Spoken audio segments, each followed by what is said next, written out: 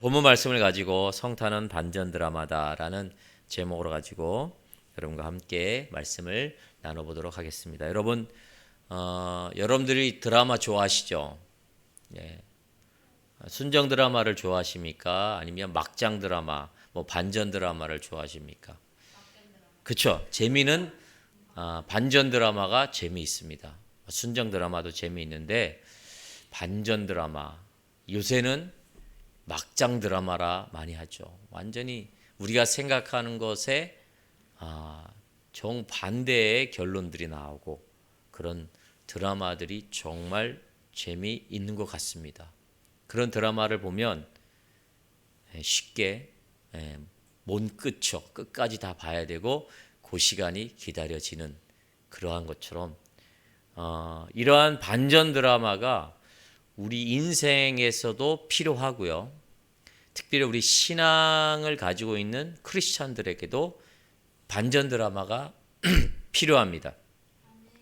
그런데 이 반전 드라마는 성탄의 이 주제를 가지고 사는 우리들에게 반전 드라마가 있어요. 반전 드라마의 요소들을 충분히 가지고 있습니다. 여러분, 우리가 이 성탄의 예수 그리스도의 나심의 이 메시지 자체가 우리들에게는 반전 드라마입니다. 왜 반전 드라마가 이 성탄의 예수 그리스도의 나심의 소식일까요? 또 이 반전 드라마가 왜 다시 오실 예수 그리스도를 기다리는 우리들에게 반전 드라마가 될까? 여러분, 이 반전 드라마는 우리들에게 호기심을 가지는 것은 뭐예요? 전혀 예상치 못한, 정말 끝을 예상치 못했는데 그런 결말을 맞이하는 거죠. 그게 해피엔딩, 그게 또 언해피로 끝나는 이 반전이 우리들에게 주는 흥미가 있어요. 그러나 예수 그리스도의 나심을 기다리는 성탄과 다시 오실 예수 그리스도의 그 재림의 그 신앙의 중심 요소는 우리를 해피엔딩으로 끝나게 하는 반전 드라마임을 믿으시길 바라겠어요. 아멘. 이 반전 드라마를 보면 우리들에게 어떻습니까? 즐거움이 있잖아요. 여러분, 예수 그리스도가 우리 인생의, 우리 삶의, 우리 신앙의 반전 드라마가 되기 위해서 우리들에게 즐거움이 있어야 되는 거예요. 그렇죠? 행복해야 되는 거예요. 근데 여러분들 질문합니다. 여러분 지금 예수를 믿음으로 행복하십니까? 야, 아멘. 이 행복을 찾고 그 행복을 누리고 있어요. 그런데 그 행복이 지속되면 얼마나 좋겠습니까? 그렇죠? 그런데 이 행복이 지속되지를 않아요. 한번 나에게 행복의 순간들이 영원히 지속되면 좋은데 그 행복이 지속되지 않고 또 불행이 찾아와요. 그러면 또 낭망하고. 이게 우리 인생의 삶의 반복적인 모습인 것 같습니다.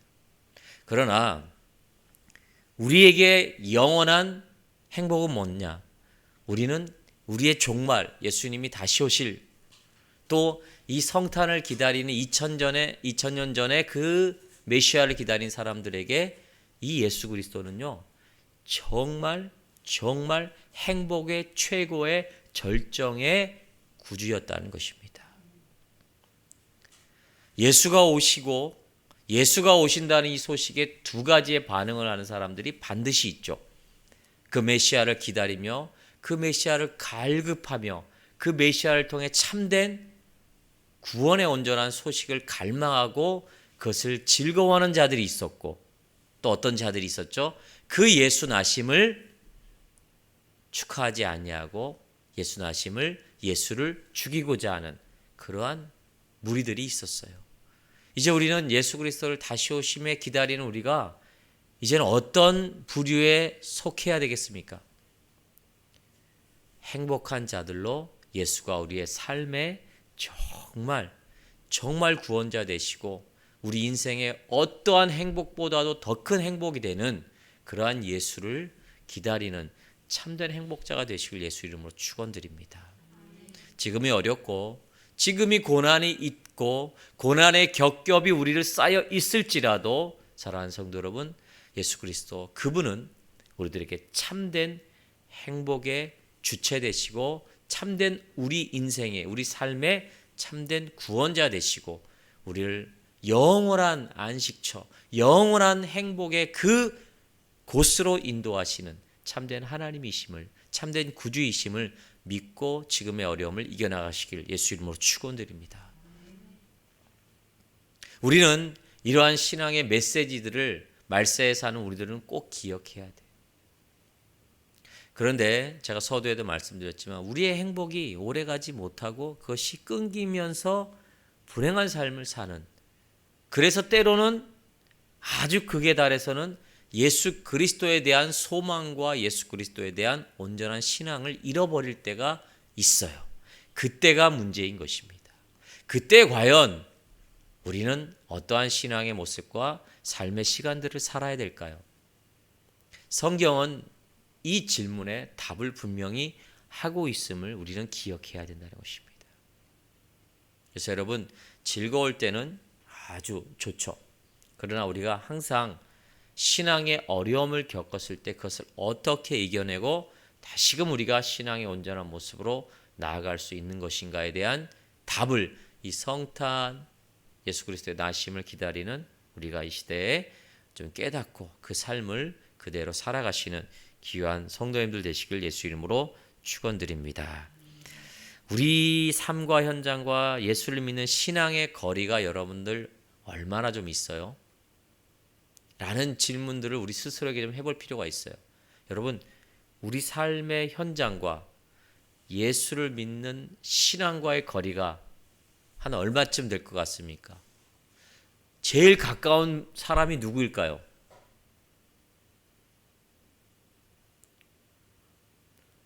저를 보시니까 저가 답인 것 같죠? 그렇게 생각하시는 분이 많아요. 아유, 목사님은 제일 이 거리가 제일 좁을 거야 라고 생각 많이 하잖아요. 그렇죠?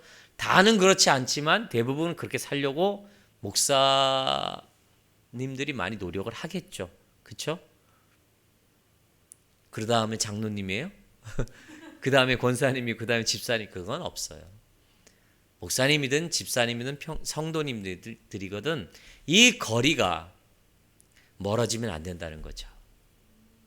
내 삶의 현장에서 나는 예수를 믿는다 하지만 삶의 현장과 예수를 믿는 이 신앙과의 갭이 너무나 거리가 크면 예수에 대한 소망을 잃어버릴 때가 많습니다. 그 고난 가운데 참된 반전 드라마를 우리 인생 가운데 쓸 수가 없는 거예요. 그렇다면 이 거리를 두게 하는 이 요소가 무엇이냐? 여러분, 우리가 살펴봐야 되지 않겠습니까? 여러 가지가 있죠. 부동산, 경제, 그 다음에 건강, 자녀, 그것에 대한 걱정거리가 우리를 예수님을 믿는 이 신앙의 거리를 더 벌리는 것 같은 그런 모습인 것 같아요. 제가 이번 주에 제일 많이 가본 곳이 어디냐면, 제가 이번 주에 제일 많이 들락거린 곳이 어딜까요?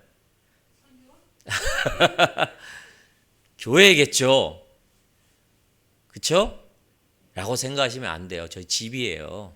집을 제일 많이 왔다 갔다 했잖아요. 그 다음에 교회고요. 그 다음에 세 번째로 좀 많이 들락거린 데가 어디였냐면 부동산이었어요. 부동산.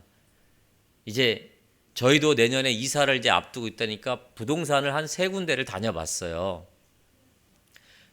다녀본 결과로 얻은 결론은 뭔지 아세요? 한숨만 나왔어요. 한숨만 나왔어요.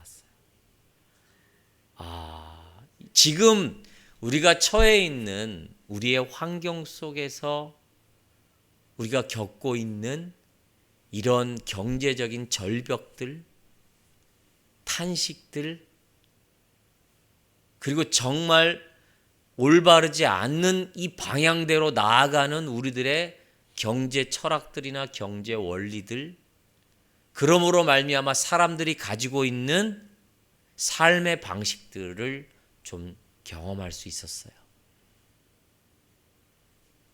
참 안타까우면서도 참 어떤 면으로 무서웠어요. 지금 우리들의 현실이, 우리가 사회가 겪고 있는 현실이, 또 많은 사람들이 겪고 있는 그 절망들의 모습을 이 부동산이라는 경제를 통해서 한번 경험을 해봤어요. 야, 참 힘들겠다 라는 생각. 다른 계층들보다도 우리 젊은이들이 정말 힘들겠다. 또 정말 열심히 사는 그 중산 계층 사람들이 정말 힘들겠다라는 생각을 많이 해봤어요. 암담하더라고요. 네. 그 결론은 뭐예요? 아무리 방법을 생각해봐도 방법이 생각이 안 나요.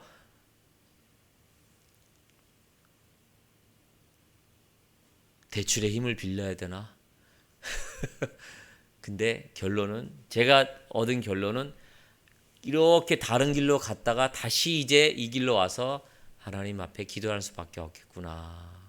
이런 우리들의 정글과 같은 이런 상황 속에서 하나님의 도우심이 없으면 정말 힘들겠다라는, 이 하나님을 다시 붙잡게 되는 이 신앙의 모습으로 돌아왔습니다. 그런 걱정과 그런 생각들과, 그래서 나는 남들보다 정말 얼마나 뒤처져 있는가를 절실하게 깨달으니까요, 절망감이 오더라고요. 그러나 여러분, 우리의 절망감을 기쁨으로, 행복으로, 우리를 온전하게 그 가운데 참된 평강을 주실 일을 우리는 알고 있잖아요. 그 하나님과 그 예수 그리스도께서 우리를 향하여 약속하신 하나님의 말씀을 붙드는 이 자체가 신앙인 거예요. 믿음인 거예요.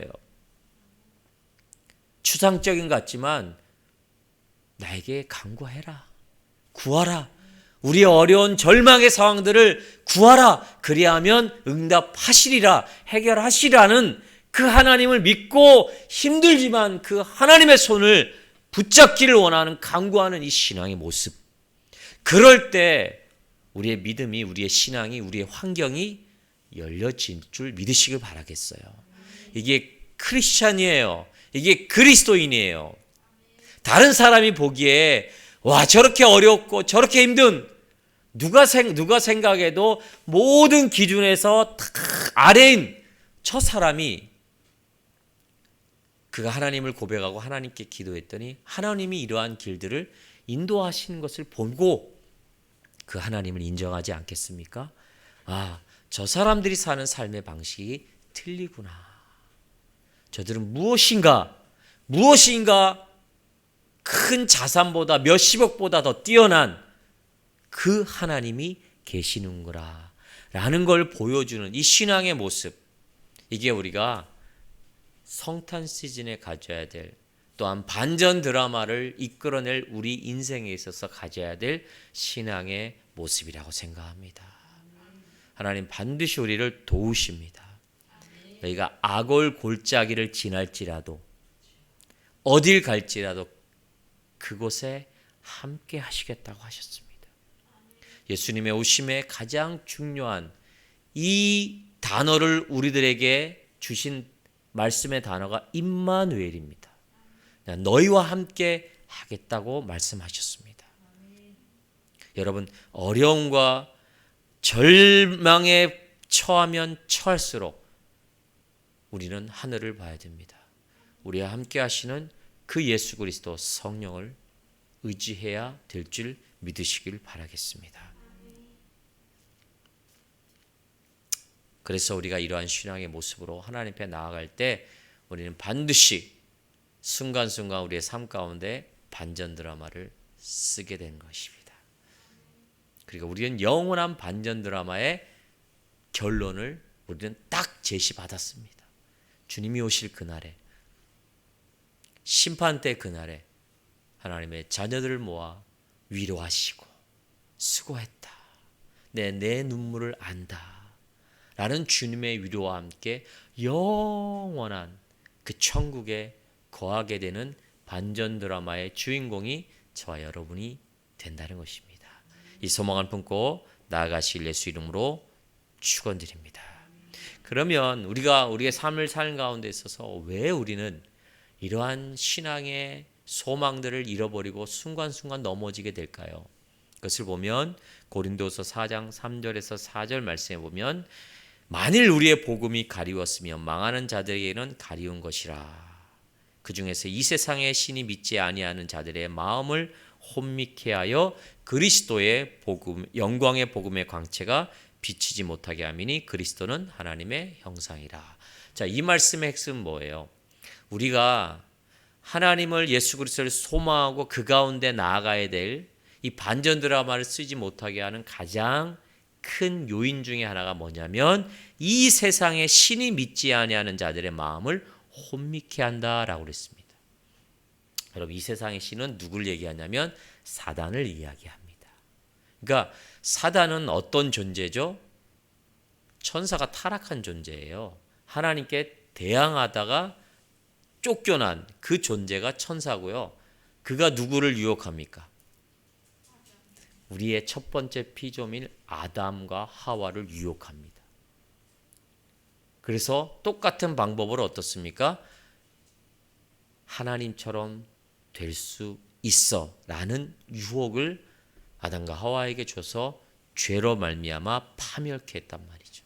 이 사단은 끊임없이 우리를 유혹합니다. 그리고 우리를 어떻습니까? 하나님을 바라보지 못하게 만듭니다.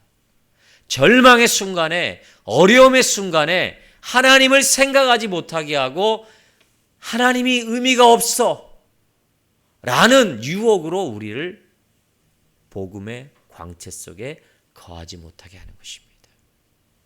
여러분, 사단의 이 유혹을 우리는 날마다 경계하며 파수꾼의 그 경계를 섬같이 사단의 유혹으로부터 우리 자신을 지켜내야 됩니다.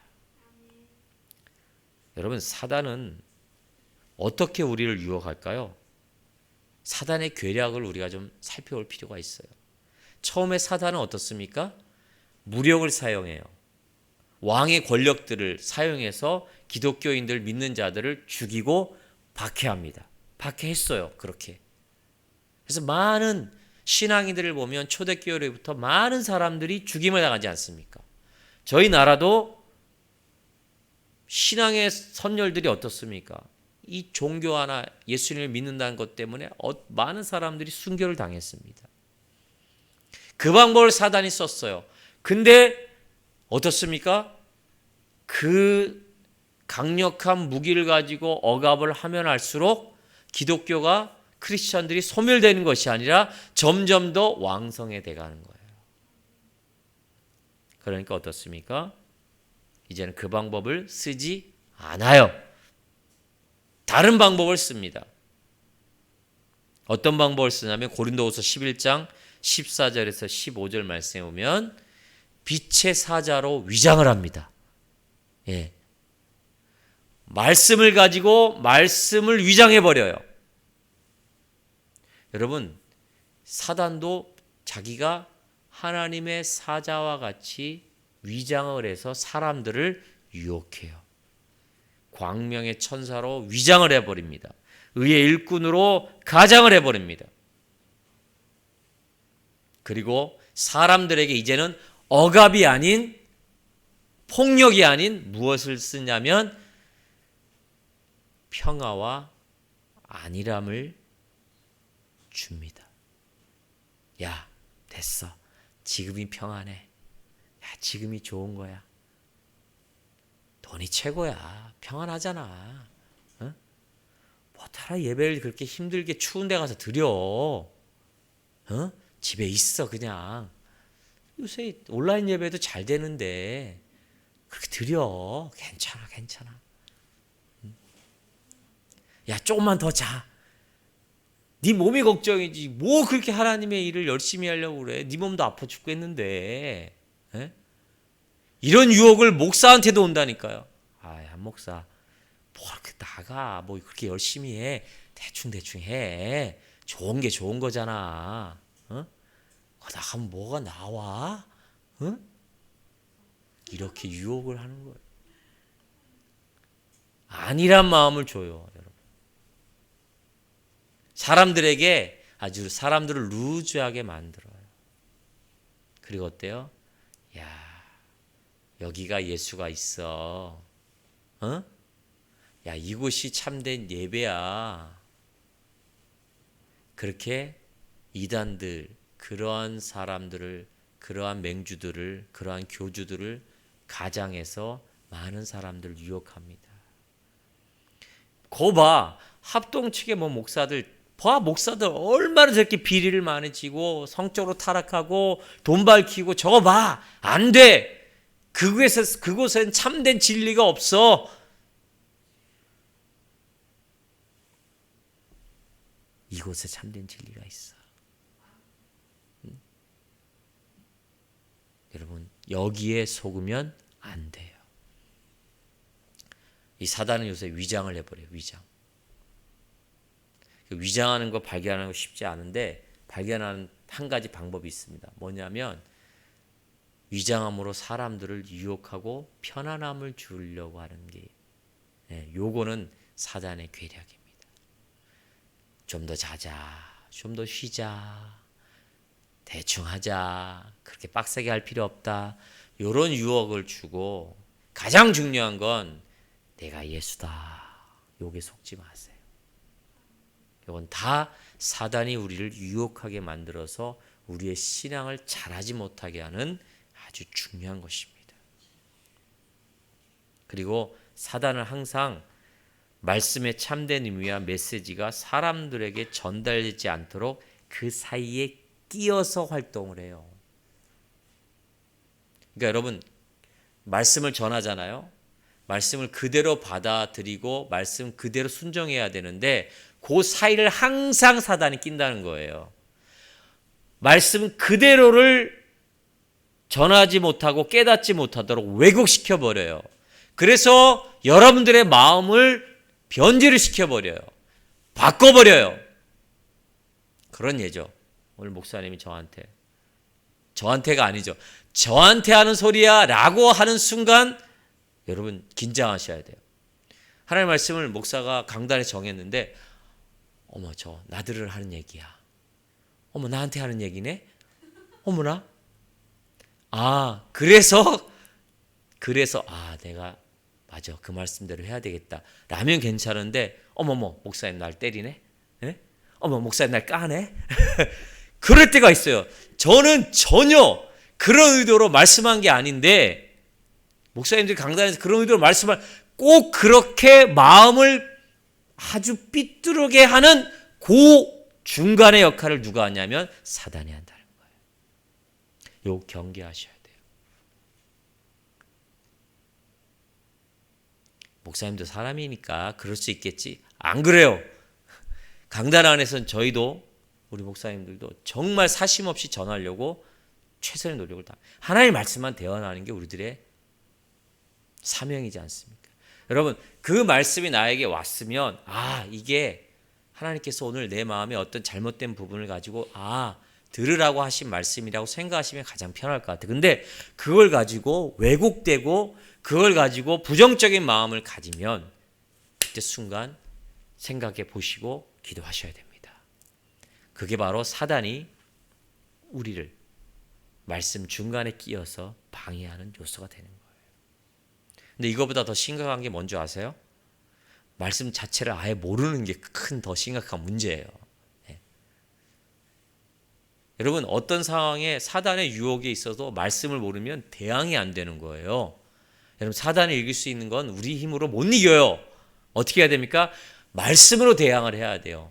예수님도 40일 금식 후에 사단의 그 시험 앞에 말씀으로 이겼습니다. 말씀밖에 없는 거예요. 그래서 우리 안에 말씀이 있어야 되는 거예요. 하나님의 말씀, 그때 상황을 대적할 하나님의 말씀이 있는 거예요. 목사님, 저는 기억력이 없어서요, 생각이 안 나요. 일단 쌓아두시길 바라겠어요. 말씀을 많이 읽고 듣고 쌓아둘 때 성령께서 그 말씀을 사용하십니다. 이상하게 말씀이 나는 아무것도 생각이 안 나는데 위급한 상황에 성령께서 그 말씀을 들어 우리를 강하게 하시더라고요. 담대하게 하시더라고요. 그 상황을 사단의 괴력으로부터 이기게 하시더라고요. 이 말씀이 저와 여러분들에게 많이 소유되고 그 말씀을 깨닫고 그 말씀이 생명의 양식이 되시길 예수님 부탁드리겠습니다. 말씀 읽으세요.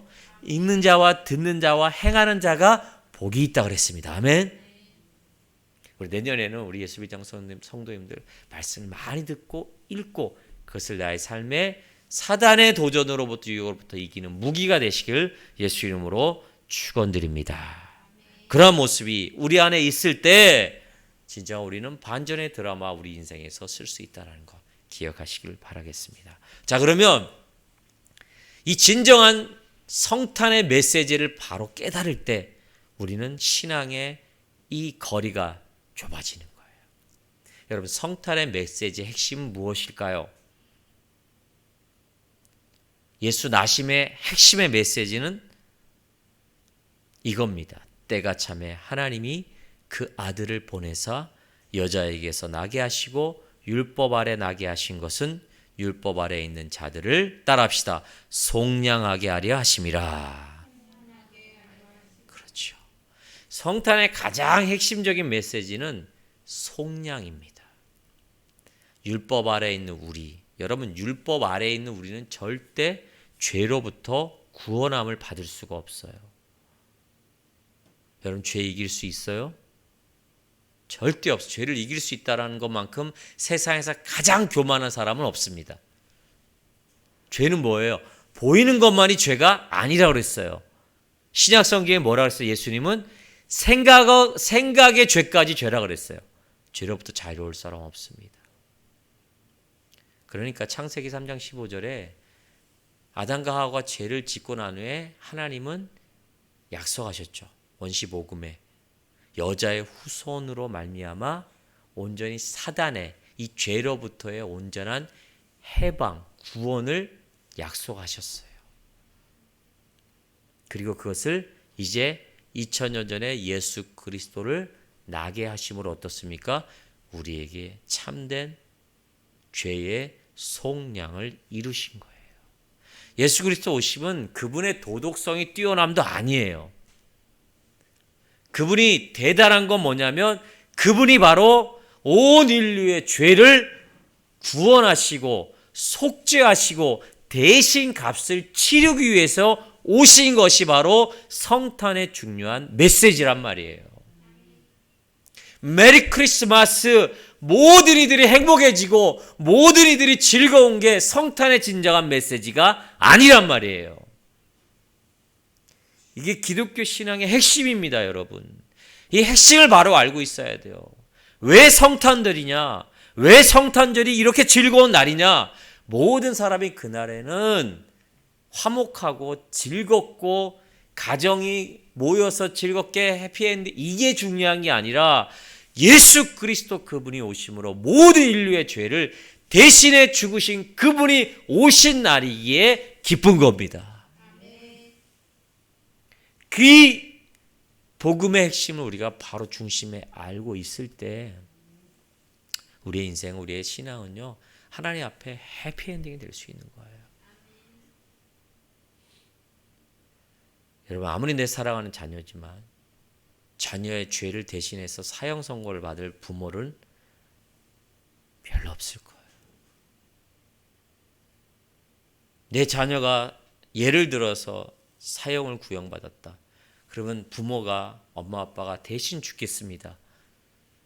법상으로 대신 죽게도 못해요. 이 세상의 법은요. 죽는 줄 알지라도 쉽지 않아요. 저한테 질문해봐요. 제가 우리 애들 대신에 죽을 수 있을 것 같아요? 전 고민 많이 할 거예요.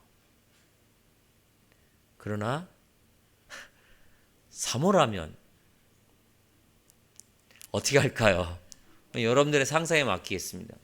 저는 사모라면 충분히 자식을 위해서는 좀 고민을 많이 할 것 같아요. 저희 사모도 그럴 줄 믿습니다. 네. 여러분 반대되나요? 남편이나 아내가 그러면 난 죽어도 못 죽어. 근데 자식이 그러면 난 죽을 수 있어. 그건가요?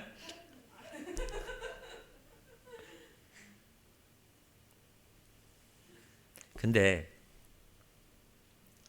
온전하게 우리의 죄값을 해결하시는 하나님의 아들이신 하나님이신 그분밖에 없어요.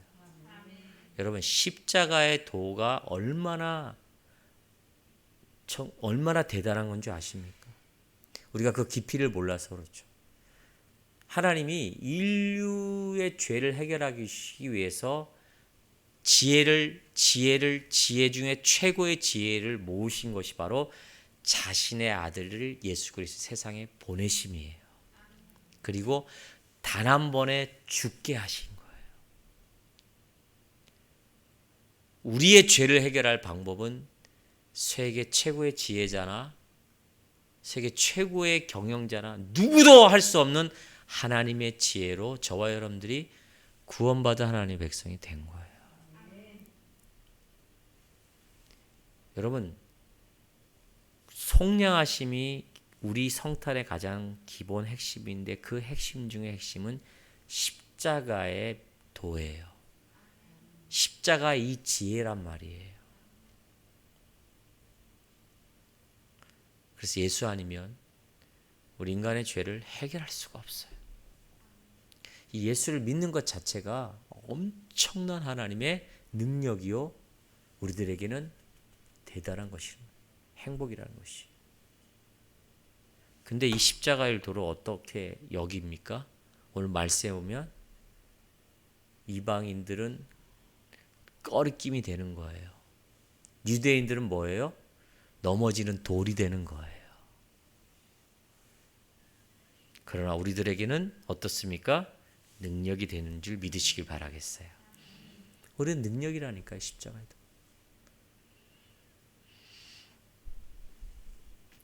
인간적으로 볼 때요, 십자가는 분명 어리석고 수치스러운 패배예요. 그러지 않습니까, 여러분? 이때 시대 유대인들은요, 어떤 생각이, 십자가에 달려 죽은 자는 어떤 자로 여기냐면 저주받은 자로 여기는 거예요. 그러니까 유대인들 관점에선 예수님이 메시아가 될 수가 없는 거예요. 왜요? 십자가란 저주받은 그런 대상자들이 달려 죽는 그런 십자가를 지고 죽으셨어요. 아니, 이런 예수가 뭐가 된다고요? 세상의 구주가 된대요. 유대인들은 이게 뭐예요? 수치인 거예요. 패배가 되는 거예요. 그래서 유대인들에게 십자가는 이렇게 표현해요. 기름에 튀기는 얼음과 같은 모순덩어리다. 여러분, 기름에 튀기는 얼음 생각해 보세요. 유대인들이 그렇게 생각하는 거예요. 이 모순덩어리라는 거예요, 십자가라는 것은. 근데 그 모순덩어리가 모든 예수를 믿는 우리들에게는 능력이 되는 거예요. 이 십자가의 이 도와 지혜, 이것을 우리가 품고 살아가야 된다는 것이죠.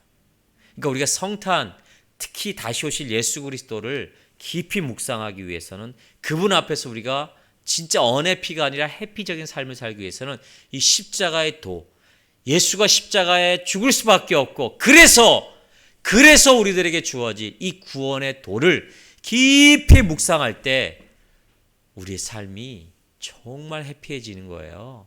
즐거운 성탄과 우리의 삶이 되는 거예요. 어떤 고난이 오더라도, 어떤 어려움이 오더라도 능히 이길 수 있는 우리의 능력이 됨을 믿으시길 바라겠어요. 여러분, 제가 목사인데도 이 십자가의 의미를 온전히 깨닫지 못하니까 삶에 어려움이 오더라고요. 어려움이 쓰나미같이 밀려올 때라도 이것을 이겨낼 수가 없더라. 그러나 이 십자가의 의미를 진정 깨닫고 그 안에서 부활을 바라보니 하나님의 은혜가 나에게 얼마나 강력한 것인지 깨닫게 되더라고요. 물론 그때는 힘들지라도 이 십자가의 도를 깨닫고 그것을 바라보면 볼수록 지금의 고난은 장차 우리에게 나타날 영광과 좋기 비교할 수 없는 그 능력이 우리 안에 거하는 것입니다. 이 십자가의 도를 여러분 믿어보지 않겠습니까? 그 십자가의 도를 깊이 경험해 보고 싶지 않습니까? 겉핥기 쉽게 십자가의 도보다 주님께서 우리들에게 주신 이 십자가의 도로 말미암은 온전한 능력을 저와 여러분들이 받아 누려야 온전히 하나님 앞에서 우리의 삶이 주님만 바라보며 나아가고 어떠한 지금 세상의 세파와 어떠한 환경이 우리들을 엄습할지라도 능히 이겨낼 수 있음을 믿으시길 예수 이름으로 축원드립니다. 여러분, 반전 드라마의 주인공이 되시길 부탁드리겠습니다. 저와 여러분은 분명히 반전 드라마의 주인공이 되어야 됩니다. 그러기 위해서 갈라디아서 2장 20절에 내가 그리스도와 함께 십자가에 못 박혔나니 그런즉 이제는 내가 사는 것이 아니요 오직 내 안에 그리스도께서 사는 것이라. 아멘. 이제 내가 육체 가운데 사는 것은 나를 사랑하사 나를 위하여 자기 자신을 버리신 하나님의 아들을 믿는 믿음 안에서 사는 것이니라. 이제는요, 나는 십자가에 못 박혔으니, 못 박으라는 얘기가 아니에요. 주님을 믿는 순간 우리의 모든 죄가 십자가에 다 정죄함을 얻었다는 거예요. 이제는 우리를 의롭다 표현하여 이젠 더 이상 죄인이 아니다. 그러기에 이제는 내 안에 내가 사는 것이 아니라 그리스도께서 우리와 함께 사는 것을 경험하시길 바라겠어요. 그럴 때 예수가 우리의 주되심을 인정하게 돼요. 그리고 성부, 성자, 성령께서 역사하시고 함께 하시는 그 신앙의 온전한 모습을 경험하게 된다는 것입니다. 그리고 한 가지 여러분 더 부탁드리고 싶은 것은 우리가 하나님을 바라보지 못하게 하는 가장 큰 요인, 십자가의 도를 깨닫지 못하게 하는 가장 큰 요인 중에 하나가 뭐냐면 우상이에요. 여러분, 우상이라는 것은 해와 달, 별 이런 조각을 만들어 거기에 절하는 것만이 우상이 아닙니다. 우상의 정의는 하나님보다 더 크면 그게 우상인 거예요. 쉽게 예를 들면 내가 주일날 예배 드리는 것보다 더 좋은 것이 있으면 그게 우상인 거예요. 내가 하나님보다 더 사랑하는 것이 내 마음에 있으면 그게 우상이 되는 거예요. 여러분, 취미생활이나 여러분들의 기타 즐거운 삶의 어떤 여러 가지 모습이 있잖아요. 즐기는 어떤 그런 삶의 모습이 있잖아요.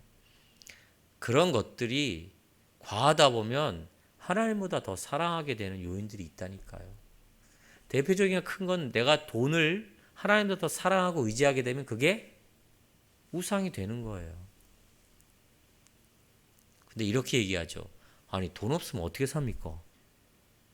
강집사님, 돈 없으면 어떻게 삽니까? 그쵸? 예.